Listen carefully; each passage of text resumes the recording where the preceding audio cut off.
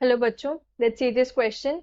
The question says correct IUPAC name of given ester is, and the options are ethyl 2-bromopropanoate. Second option is 2-bromoethyl propanoate. Third option is ethyl 1-bromoethanoate and fourth option is 2-bromoethoxyethane carboxylate. तो हमें क्या एक ester given है and हमें इसका correct IUPAC name लिखना है.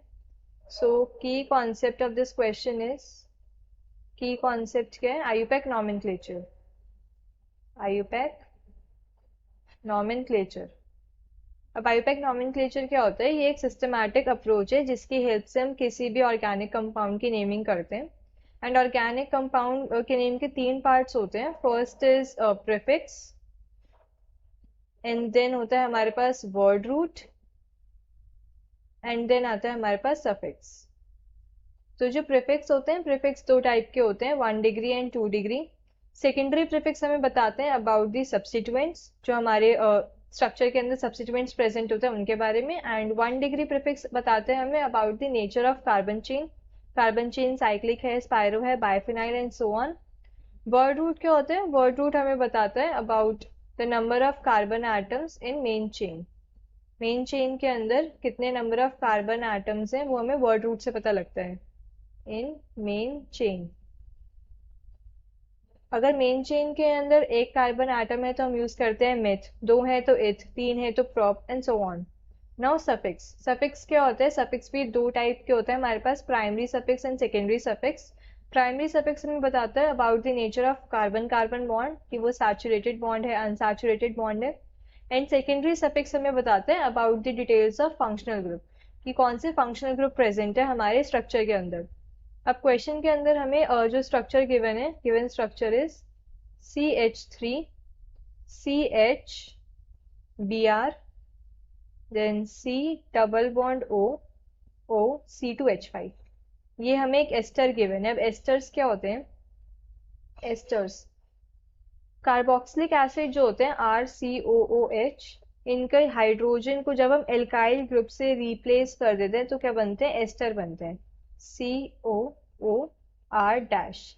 ठीक है, अल्काइल ग्रुप. अल्काइल ग्रुप से हमने इस हाइड्रोजन को क्या अल्काइल ग्रुप से रिप्लेस कर दिया, तो अब ये क्या एस्टर बन गया.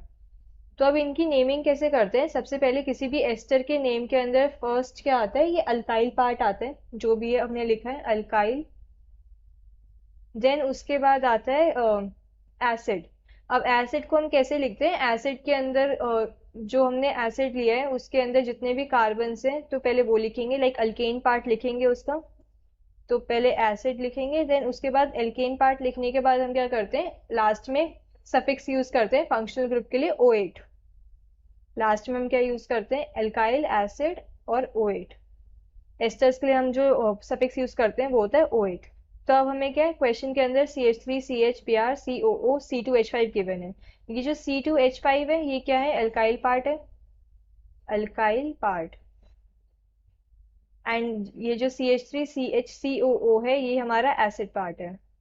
अब एसिड के अंदर कितने number of carbon atoms present है? अगर हम देखें 1 2 एंड 3, 3 कार्बन एटम्स प्रेजेंट है. तो वर्ड रूट क्या हो जाएगा? प्रोप.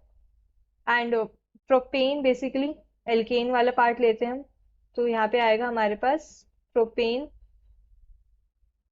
प्रोपेन. एंड लास्ट में हम O8 यूज करते हैं तो OATE, प्रोपेनोएट. सेकेंड पोजीशन पे क्या है? ब्रोमो है, तो क्या आ जाएगा यहाँ पे? 2 ब्रोमो, 2 ब्रोमो. अब हम क्या लिखते हैं? अल्काइल पार्ट लिखते हैं. सबसे पहले क्या आता है? अल्काइल पार्ट, फिर वो एसिड वाला पार्ट आता है. तो अल्काइल क्या है हमारे पास? इथाइल ग्रुप प्रेजेंट है, तो यहाँ पे क्या आ जाएगा? इथाइल. सो प्रॉपर नेम क्या होगा? Ethyl 2 bromo propanoate. सो अब मैं अगर ऑप्शंस में चेक करूं, first option is ethyl 2 bromo propanoate. तो this is our final answer. The final answer is option 1. Hope you understood this well. Best of luck.